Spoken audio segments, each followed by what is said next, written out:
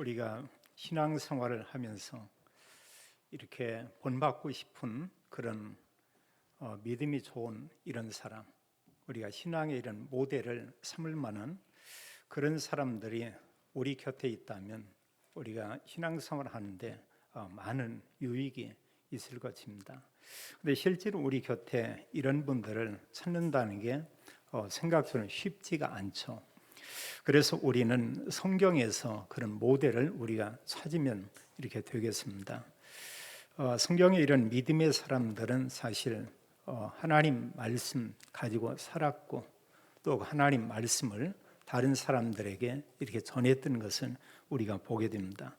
그런 가운데 특별히 우리는 초대교회 성도들은 이런 신앙생활의 모델로 우리가 삼으면 되겠습니다. 초대교회 성도들은 그들이 가는 곳에 또 만나는 사람에게 또 모든 일을 하는 가운데 이들이 놓치지 않은 하나 중요한 이런 메시지가 있었습니다.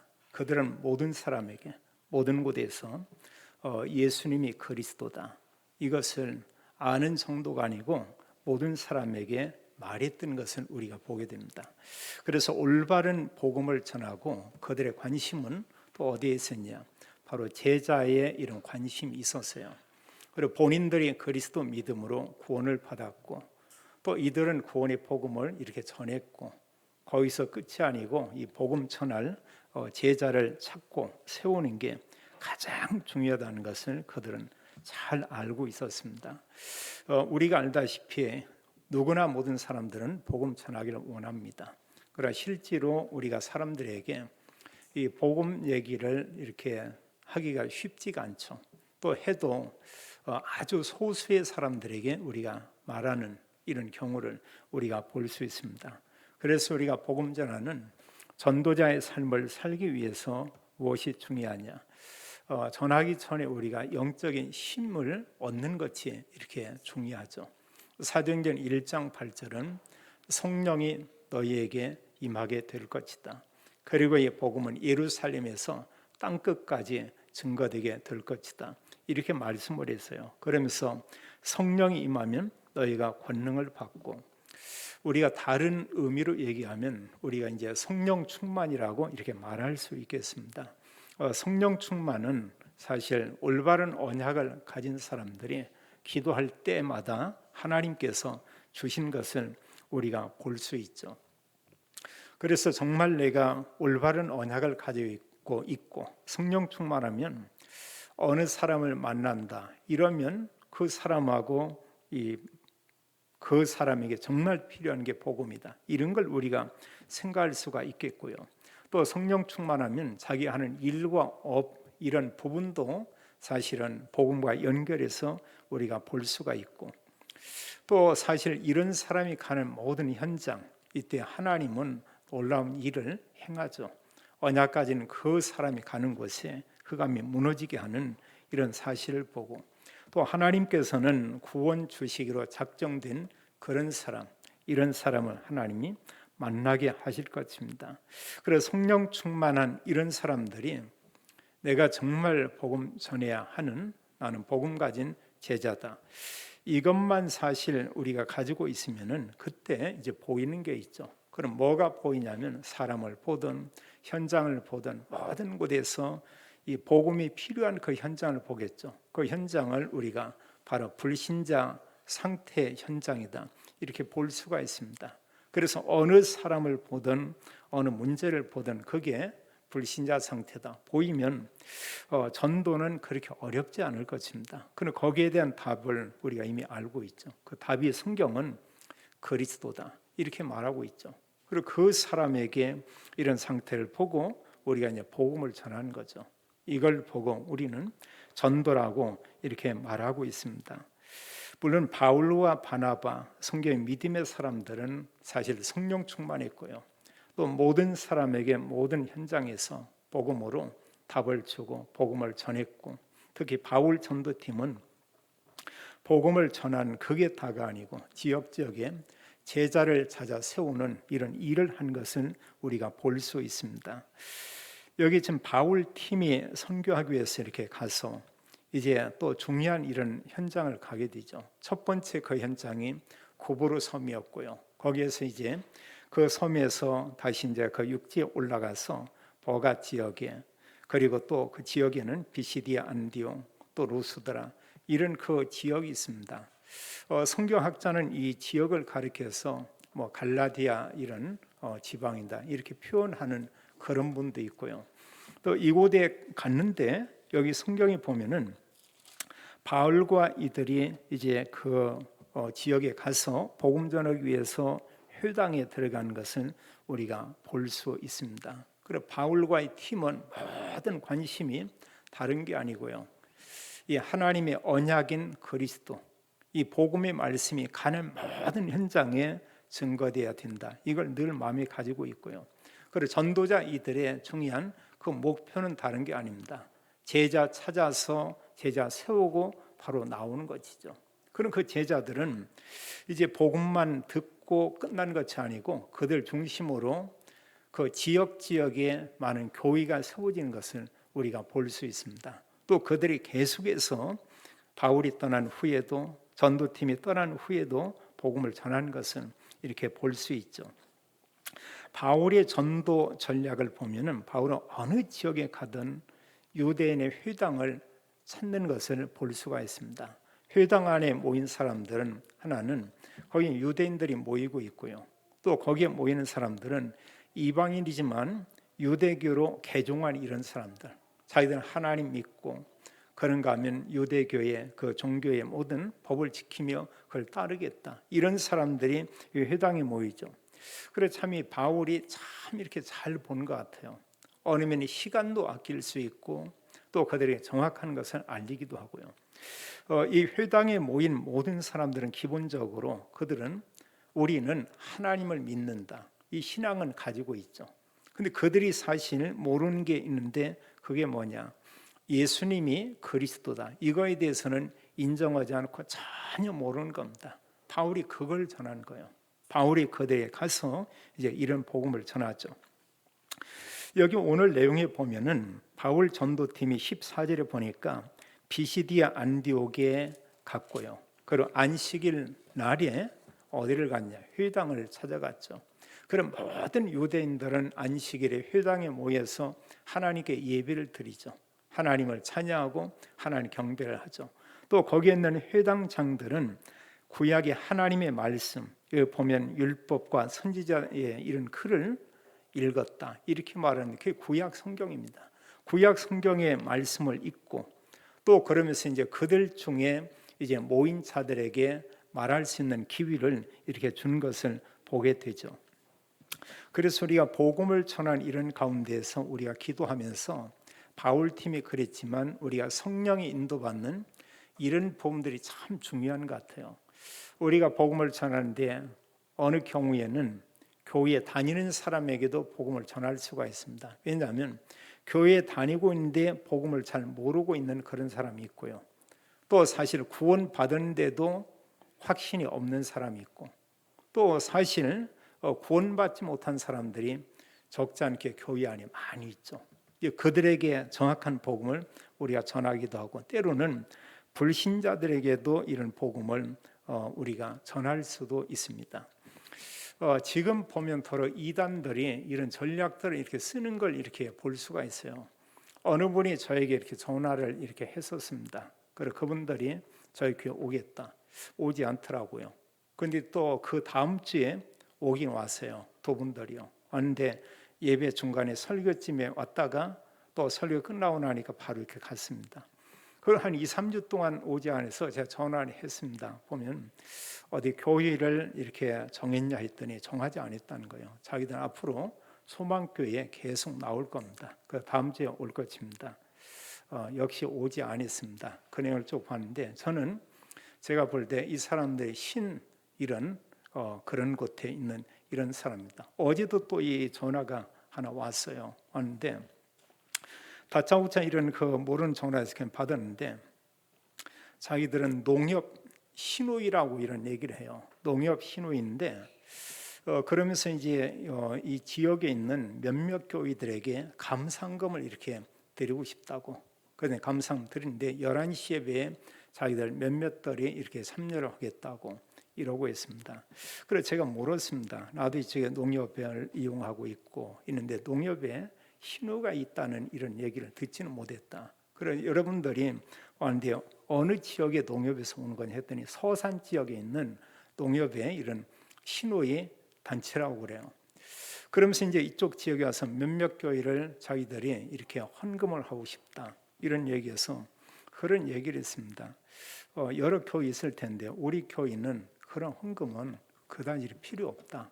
우리 교회 예배하는 성도들이 있고 그래서 헌금 이런 부분 정확하게 누군가 알고 아는 사람 드리는 헌금 받겠지만 우리 교회에는 그런 헌금이 필요가 없다. 그랬더니 그럼 다른 교회를 도와야 되겠네요. 도우라고 했습니다.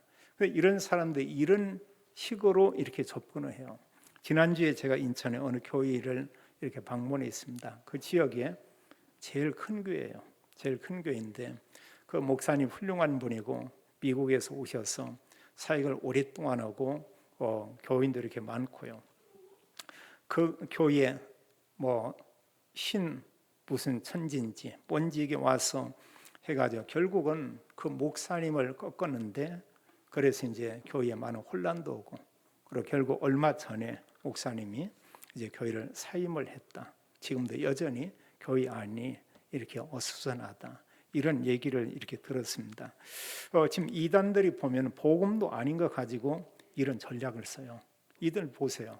그 이단들이 교회를 이렇게 파고듭니다. 교회를 파고들어서 교회에 영향력이 있는 그런 사람들을 넘어지게 하고 그들과 손을 잡고 그러면서 이 복음 운동을 이렇게 막는 것은 우리가 볼 수가 있죠.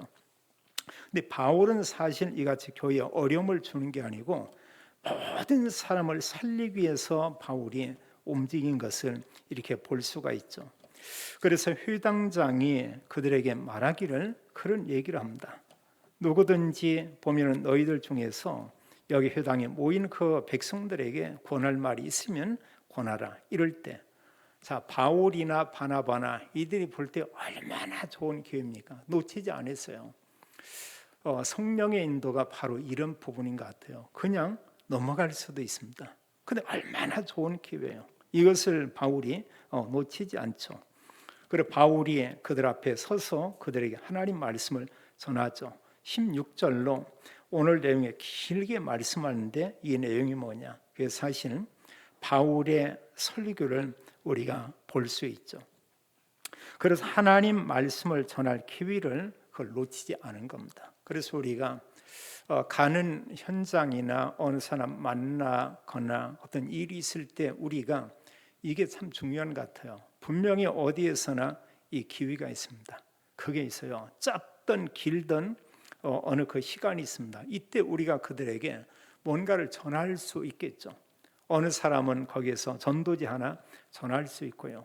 말 한마디 우리가 또 얘기할 수도 이렇게 있고요. 시간이 충분하면 정확한 복음을 우리가 말할 수 있겠죠. 그래서 오늘 16절 위에서 41절에 보게 되면 바울이 회당 안에서 하나님의 말씀을 이렇게 전하게 되죠. 거기에는 회당장들이 함께 참여하고 있고요. 거기에는 하나님 믿는다는 많은 사람들이 있습니다. 그런데 그들 중에는 예수님이 그리스도다 이것만 모르고 있습니다. 열심도 있어요. 구약의 성경과 말씀도 너무 잘 알고 있습니다. 하나님도 믿고요. 하나님 말씀도 알고 있는데 이 사람에게 바울 전도팀이 하나님 말씀을 또 전한다. 분명한 이유가 있죠. 바울은 일상적으로 회당장들이 전했던 말씀과 다른 말씀을 그는 전하죠. 그의 메시지 전체 내용은 한 메시지를 이렇게 말하고 있습니다. 뭘 얘기하냐?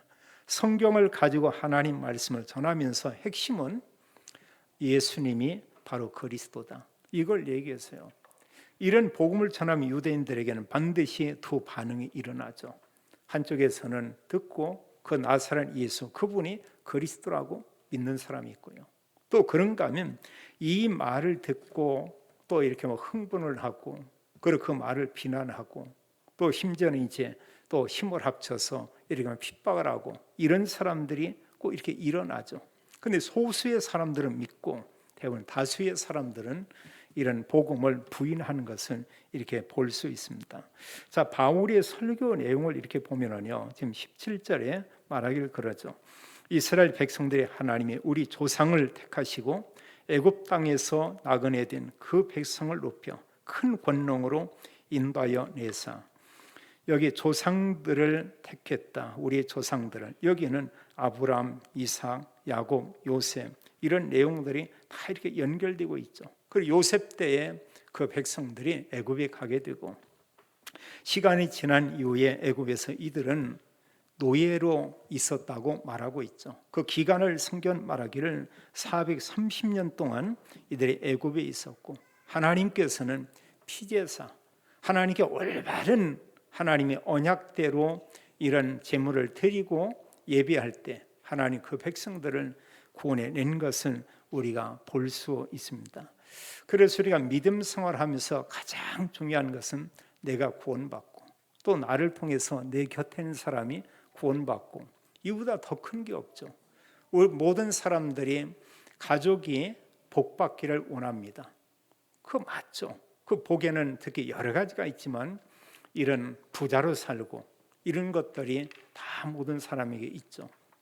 근데 사실이요, 하나님 모른다고 하면 그게 진짜 복은 아니죠. 근데 사는 생활이 그냥 평범하고 보통인데 이런 사람들이 모든 가족들이 예수님은 그리스도다 이런 복음을 듣게 되고요, 구원받았고 또 더 나아가서 가족 중에 또 몇몇들이 이런 복음을 전하고 있다. 이게 가장 큰 복을 받은 그런 가정이죠. 또 하나님께서는 그것을 가장 큰 복이라고 이렇게 말하고 있죠. 그리고 우리가 사실 하나님의 언약 가지고 있고 언약을 다른 사람에게 말할 수 있다. 이건 말할 수 없어요. 그건 이루 말할 수 없는 은혜죠. 그래서 성경에 이런 지금 구약에 대한 내용을 쭉 얘기하거든요. 구약의 모든 흐름은 그겁니다. 메시아 보내겠다, 그리스도 보내겠다. 이 언약을 붙잡으면 하나님께서는 개인도 가정도 그런 국가를 하나님 부흥케 했고요. 하나님의 언약의 말씀을 놓치고 예배를 피할 때마다 시대마다 전쟁이 일어나고 또 많은 어려움들이 있었죠. 그리고 우리가 잘 알지만 언약 놓쳐 노예가 된 거고요. 언약을 놓치면서 전쟁이 일어나고요. 하나님 언약을 놓치다 보니까 포로가 되고 속국이 되고 이런 걸 보게 됩니다.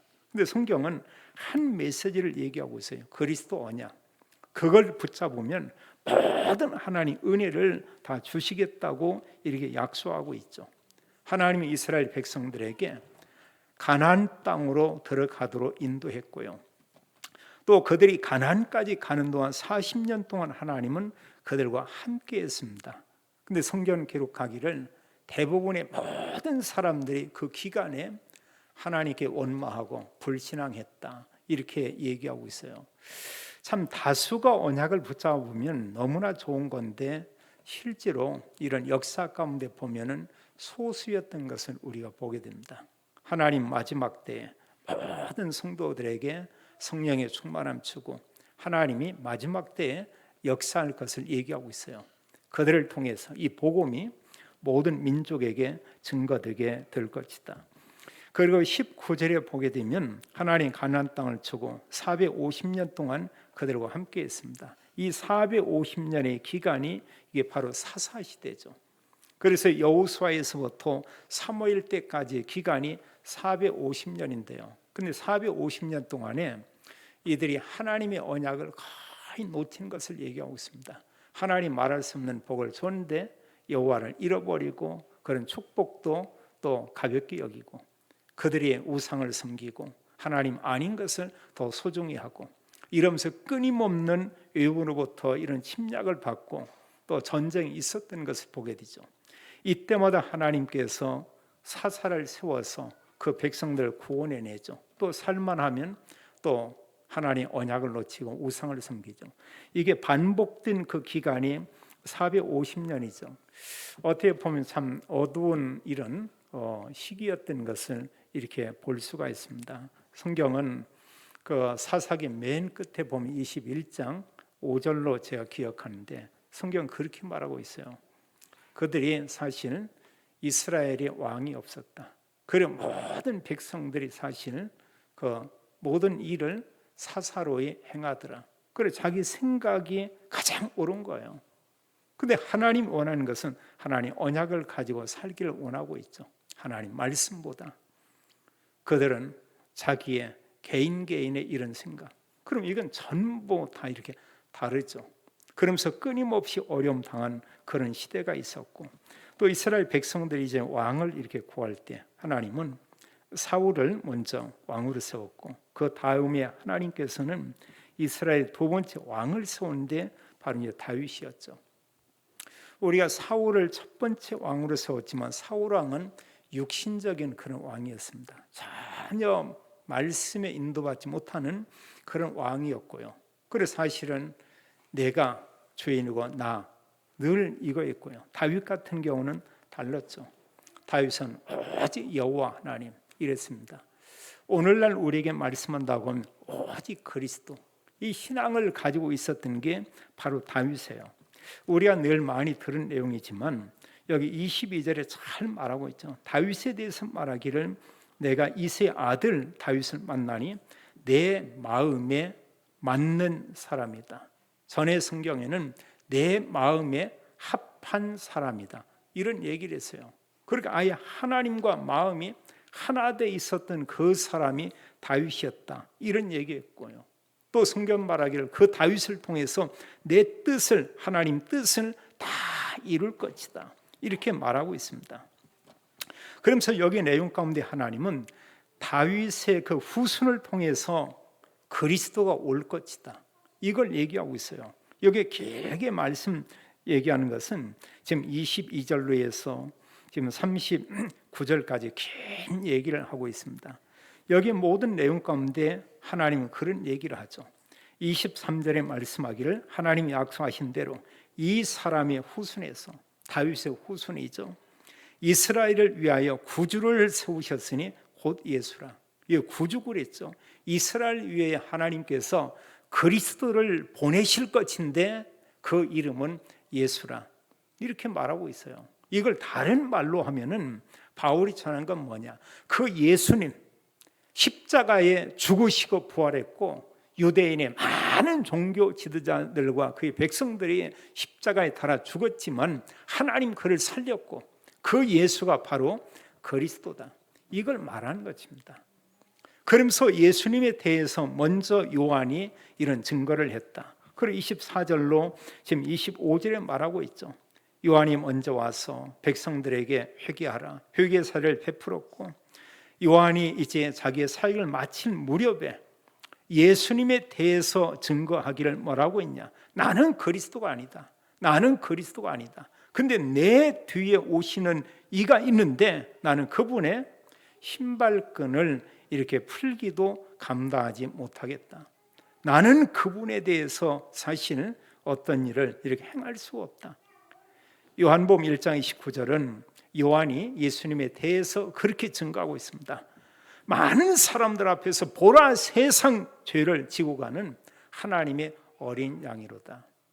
이걸 사실 이게 뭐냐? 다른 얘기로 하면 바로 내 뒤에 오시는 예수님, 저분이 그리스도다. 지금 그걸 얘기하고 있는 거예요. 여기서 하나님의 어린 양 이랬지만 유대인들은 저분이 그리스도라고, 저분이 메시아라고 이제 이렇게 그걸 받아들이는 겁니다. 요한이 바로 그 내용을 전했죠. 수많은 사람들이 혹이 저분이 그리스도인가? 유대인들이 기다렸어요. 예수님 나는 아니다. 요한이 나는 아니다. 내 뒤에 오시는 그분, 그 예수님이라는 그분이 바로 그리스도다. 이것을 말하게 되죠. 여기 26절로 해서 잘 말씀하고 있습니다. 그러면서 이제 형제들아, 아브라함의 후손과 너희 중 하나님을 경외하는 사람들아, 이 구원의 말씀을 우리에게 보이셨거늘. 그러면서 말하기를 성경에 관해서 또 예수님과 안식일마다 또 예수와 및 안식일마다 외우는 바 선지자의 말을 알지 못함으로 그들이 뭐였냐? 예수를 정죄하여 선지자들의 말을 응하게 하였도다. 성경은 구약에 그랬습니다. 메시아 그리스도께서 반드시 죽게 될 것이다. 이렇게 말하고 있죠. 근데 사실 그 죽음이 어느 죽음이냐? 그 죽음 자체가 그리스도임을 알리는 거죠. 또 성경은 말하고 있습니다. 그렇지만 그는 3일 만에 다시 살아났다. 이렇게 말하고 있어요. 그래서 그에게 아무 죄를 찾지 못했지만 28절은 말하기를 이제 빌라도에게 가서 그 예수를 죽여달라. 그를 죽이게 해야 된다. 이유가 뭐냐? 저가 말하기를 자기가 그리스도라고 했다. 내용은 그겁니다. 죄명은 다른 게 아니에요. 자신을 가리켜서 자기가 그리스도고 자기가 하나님의 아들이라고 했다. 하나님을 모욕하게 하는 것이다. 그래서 그 예수를 십자가에 달려 죽게 하라. 그들이 이렇게 외치는 것을 우리가 볼 수 있죠. 그러면서 지금 여기에 바울이 전할 내용은 그겁니다. 구약의 성경의 내용을 가지고 설명을 하고 있어요.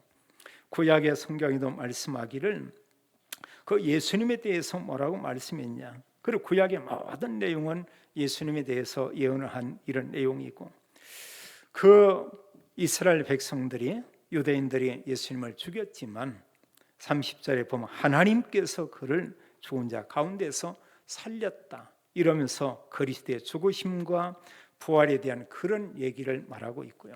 또 부활하신 후에 여러 날 성경 사도행전 1장 3절에 보면 40일 동안 그 제자들에게 믿음의 사람들에게 보이시며 하나님 나라 일을 말씀했다. 이렇게 말하고 있죠.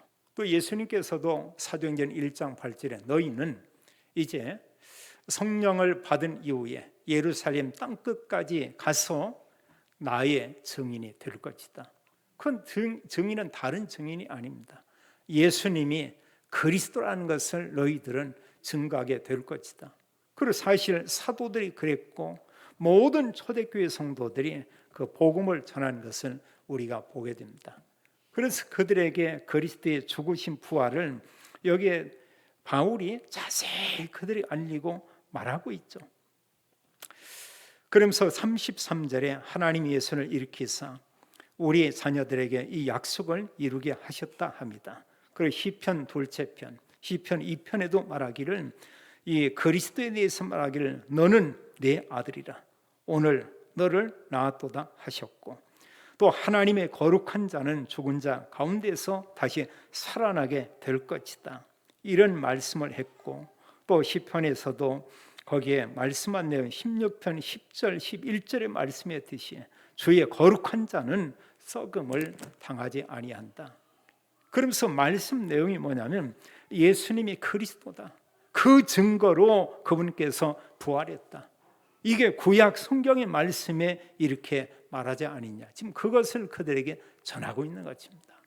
우리가 잘 아는 이사야 53장 5절은 그리스도의 죽음에 대해서 말하고 있어요.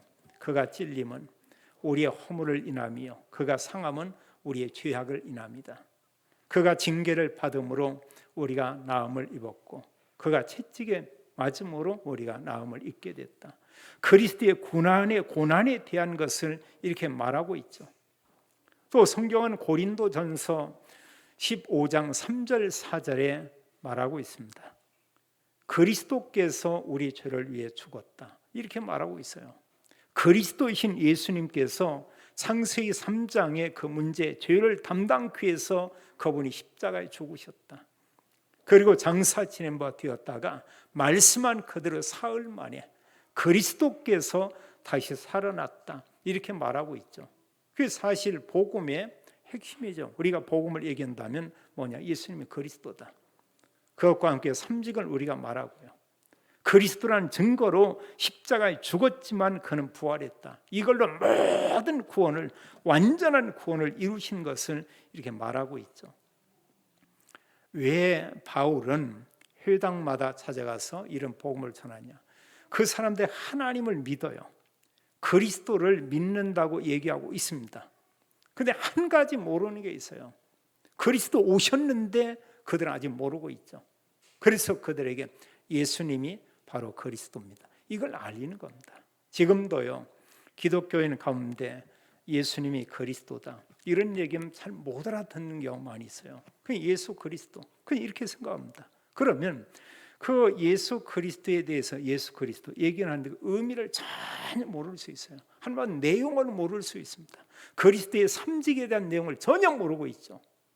하나님께서 우리를 구원케 해서 그리스도 보내겠다 오셨다. 누구냐? 예수님입니다. 그분께서 어떤 일을 했냐? 죄와 사단과 지옥의 모든 문제를 말씀대로 십자가의 죽으심과 부활로 완전한 구원을 다 이루었다. 성경은 그걸 말하고 있죠. 우리가 지금 전하고 우리 교단에서 전하는 복음은 이 복음을 우리가 전하고 있죠. 여기 38절로 39절에 보면 또 그들에게 말합니다. 이렇게 말씀을 예수님께서 그리스도라는 증거로 죽었지만 살아났다. 이걸 말하면서 이제 그들에게 이 내용은 이제 결론 부분과 같다고 볼 수 있어요. 그러므로 형제들아, 너희가 알 것은 이 사람을 힘입어 죄 사함을 너희에게 전하는 이것이며, 이 사람은 예수님을 얘기하고 있죠. 한마디로 예수님이 그리스도다, 이걸 얘기하는 겁니다.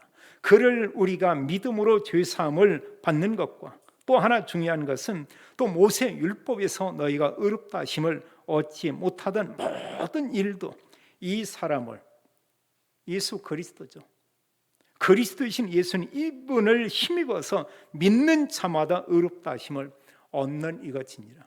설교 내용 핵심이 그거, 예수님이 그리스도다, 그를 믿으면 죄사함 받는다, 그를 믿는 자는 의롭게 된다. 얼마나 중요합니까? 근데 문제는 뭐냐?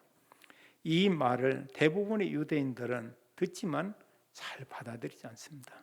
소수의 사람들이 듣고 믿어요. 어느 면에 이방인들이 그 말을 듣고 더 순수하게 받아들여요.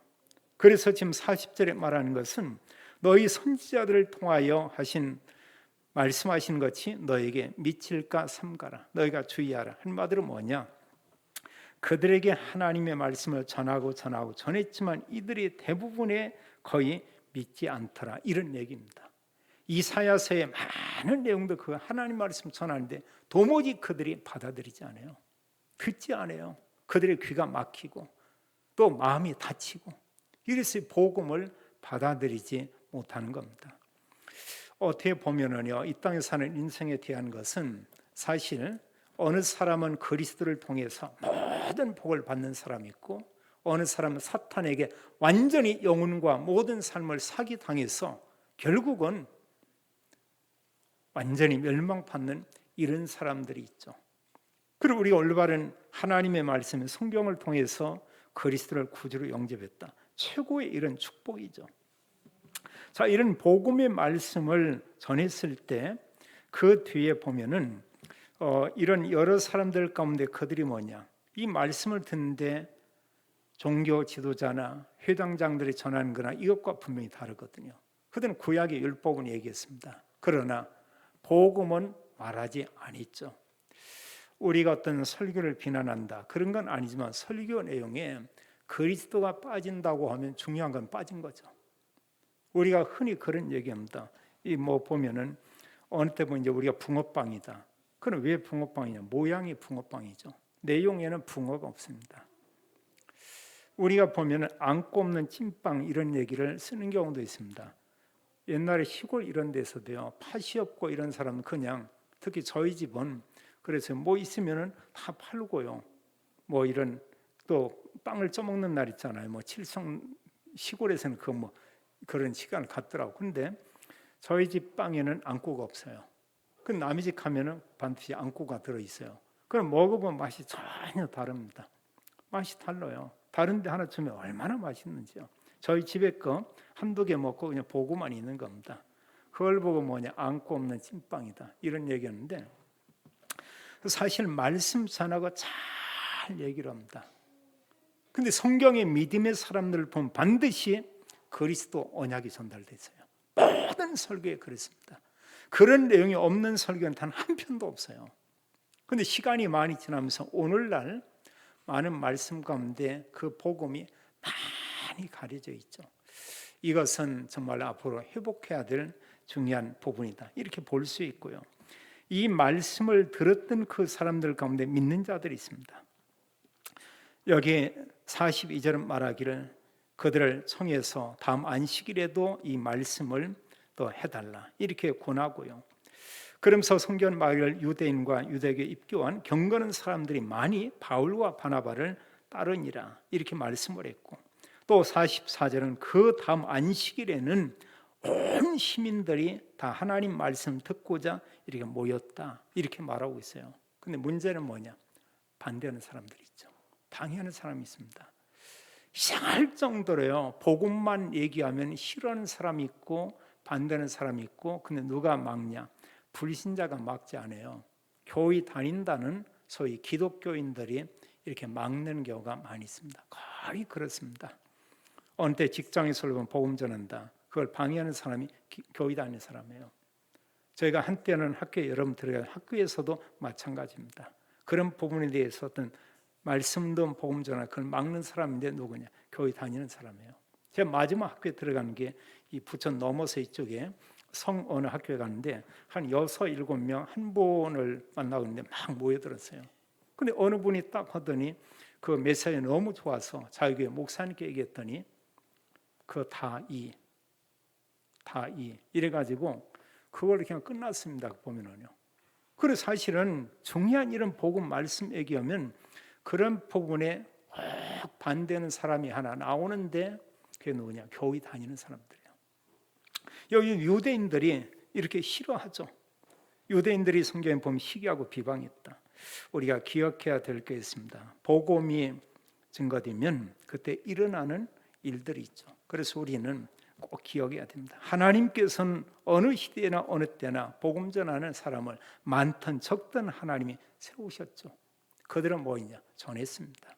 하나님이 이 시대 우리를 불러서 복음 전하기를 원하고요. 복음을 전할 때 반응은 꼭 둘로 나타나죠. 그 말씀 듣기를 간절히 원하는 사람이 있고, 말씀을 싫어하고 반대하는 그런 사람들이 있습니다. 여기 45절에 보니까 복음 전하는 이들의 말을 비방하고요.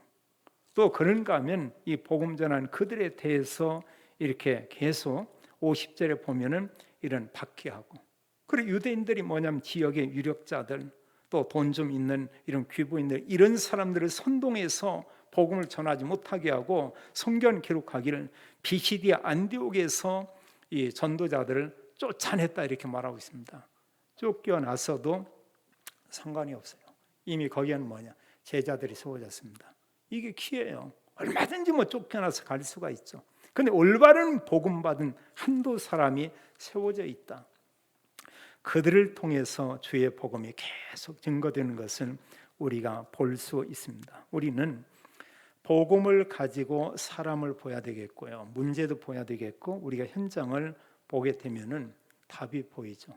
성경은 말합니다. 답은 오직 그리스도, 다른 게 아니에요. 수많은 문제, 수많은 갈등, 수많은 일, 여러 가지 있지만 거기에서 하나님의 계획만 우리가 찾고 그런다면 그 답은 오직 그리스도인 것은 우리가 볼 수 있습니다. 복 중에 복이 뭐냐? 복음을 다른 사람 말한 그 삶, 이게 복이고요. 언약의 말씀 누린다, 그건 나의 복이고요. 이걸 다른 사람이 전한다, 나도 살고 다른 사람도 살게 되는 이런 복을 우리가 보게 됩니다. 바울이 전했던 말씀의 핵심은 뭐냐? 예수님은 그리스도다. 그를 믿음으로 죄사함 받고 의롭게 된다. 주님은 우리에게 말씀하고 있습니다. 이 말씀을 보면서 우리에게 말하기를, 우리에게 너희들도 가서 예수님만 그리스도다, 이 복음을 알리고 전하라, 이렇게 말하고 있습니다. 복음 가지고 누리며 다른 사람에게 전하고 증거하는 증인의 축복 속에 있는 모든 성도들이 되기를 예수님의 이름으로 축원합니다.